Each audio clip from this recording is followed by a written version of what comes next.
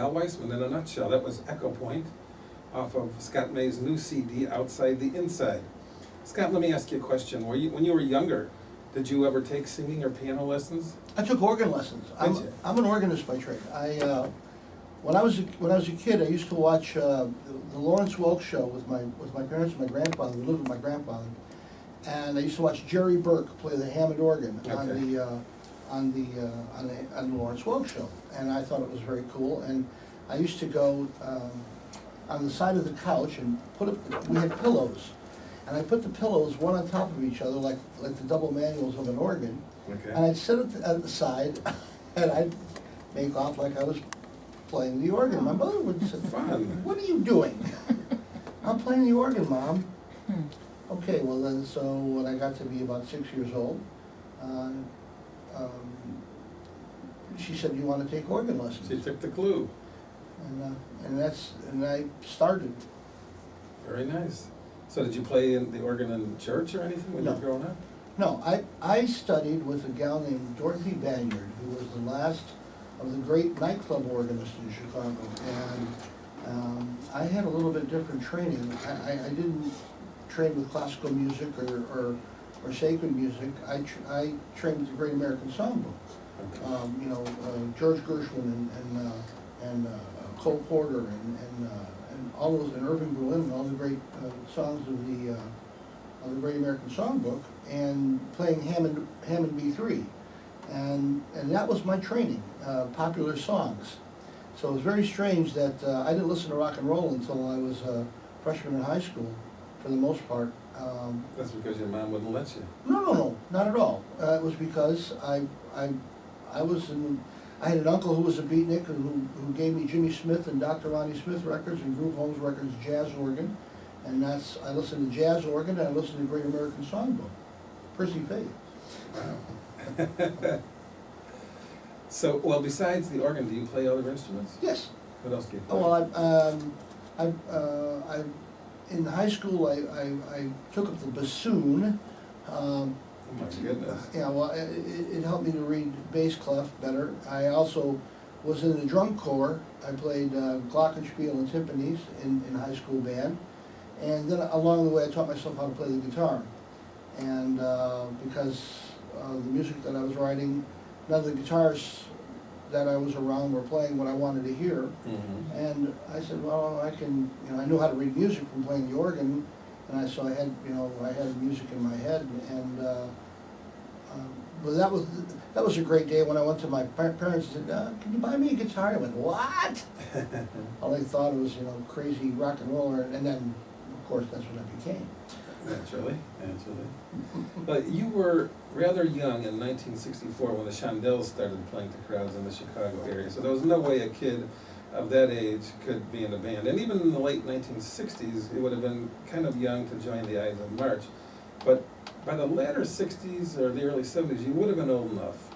Did you have any contact with those guys back at that time? Well, yeah, we're all from Berwyn. Naturally. We're all from the west of Berwyn. And by that time, I had been into rock and roll, and those guys were they were the kings of rock and roll in town, and got to know them, and used to help them carry their amps and go to gigs, and the horn section were a little bit younger than the original four guys, and I had known the trumpet players since 1964, so it was a kind of natural thing to hang around with those guys. That's nice. Oh yeah, I knew them all the way through. But you really didn't start playing with them until 1990? 1990, yeah. The band took a 17-year hiatus. They had all the hits. They had Vehicle and LA Goodbye and all that. And then around 1971, they kind of stopped playing. And Jim Peterick went on to a great solo career. 17 years. It was a completely friendly, amicable. They didn't break up. They just stopped playing, and still remained friends. And in 1990, the city of Berwyn came and said, "We'd like to have the Ides play our Berwyn Summer Fair." Oh, nice. And so they went to some of the guys, and it came out that only if all the original guys came back. And they never really had a full-time keyboard player. Larry who played organ on vehicle, is actually a guitarist, and they never had a full-time keyboard player, and they wanted to do Jim's Survivor hits and 38 special hits, and they wanted a keyboard player. Well, by that time, I had had a little career going for myself in the comedy world, and I had been playing for a long time, and they said, well, what about Scott? You know, he can play a little bit, and we know him, and he knows all the material, because I played all those songs in all my high school band. And they gave me a call and said, would you like to play Summer Prayer with us? I said, let me think about it, yes. And we had 25,000. Give it a good, fair consideration. I gave it a good, fair consideration, and we had 25,000 people. Wow. In the back of Cermak Plaza.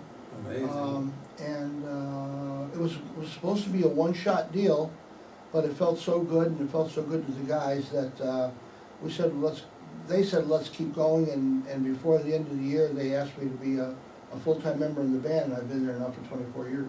Well, now, so then you knew Jim Peterick when you were growing up? Oh, my goodness, yes.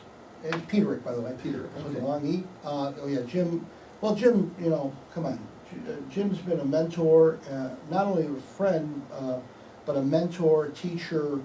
You know, when you have a talent of that brilliance, you know, close by, and you know, on my record, on the book inside my record, it says, if you like my music, you know, I learned how to write music from Jim Peterick, and I learned how to record music from Larry Millis, who is the rhythm guitarist, and also the engineer who works with Jim, engineers, all the guys. So if you like my music, it's because I listen to those guys.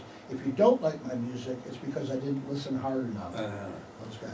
That's good. That's cute. Did you have anything to do with Survivor? No. Well, actually, I gotta say, yes, I did have something indirectly to do with Survivor. Before Survivor, I was in a band called Arena with Frankie Sullivan, who went on to be Jim's partner, to write, and the band this Arena band, we had asked Frankie Sullivan to join, to play guitar with this band Arena, which was a club band in Chicago. And Frank Rand, who was the old Ides manager at that time, he was an agent, and he was booking our band, and that's where he met Frank. And Frank Rand put Frank Sullivan and Jim Peterick together, and that was the nucleus of Survivor. So, you know, in some teeny way, if you bend the galaxies in the right way, I was instrumental in putting Frank and Jim together. Nice. And of course, they were the guys who, you know, they wrote Eye of the Tiger and Sure. co-wrote all the hits. Now, you did a gig with Kevin Matthews on the Loop in Chicago radio. And Matthews was huge at the Loop. How in the heck did you get to do a gig with Matthews? Yeah, I was with Kev when Kev was at the top of the charts, and during the whole crazy Loop days, and all that with Mr. Wirt and Danny Bonaducci and Bran Meyer and all those, and Seika and all those crazy people. When the Loop was the Loop, I was there, and I was in the comedy business for a long time. I was Judy Tenuta's music director for over 10 years. I love Judy Tenuta. Judy's the best, you know. But I produced a number of albums for her, and I did 7 TV specials with her, and I got asked to play at the Plenty Firm Comedy Club in Chicago, and a fellow named Len Ostrovich was the major domo over there, and he had stuff going with Kevin Matthews, and Kevin asked me one day. Kevin used to come and do shows at the Plenty Firm, and Kevin came and said, "Why don't you come up to the station one day, bring your keyboard, and do live scoring for my show?" Which I did, and it went over real good, and I wrote a little piece of music for him called Earl's Theme, which is still very popular amongst a lot of people, and so sometimes I was 3 and 4 days a week with Kevin in the morning. Then I also was with a fellow named Brian McCann. We had a show called the Sunday Funnies, so I was doing sometimes 9 hours of radio a day at the Loop. Wow. But wasn't that around the same time that you were working with, like you say, Judy Tenuta? Well, yeah, with Judy, you know, I do gigs with Judy, and I'd fly out to you know, here and there, and gigs in Chicago. I also was the house band for Caroline's Comedy Hour on the A&E network for the last 2 seasons with Richard Jenny. So I was a busy boy. Yeah. Yeah, but sometimes it seems like the more you do, the more you can do. Well, you know, I mean, the comedy world, if you think the rock and roll scene is out of its mind, that's like a Baptist church dinner compared to the comedy scene. They're the ones who are nuts.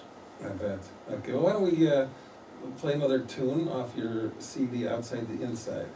Sure. What are you gonna play? Long Shadows. I love Long Shadows. Here we go.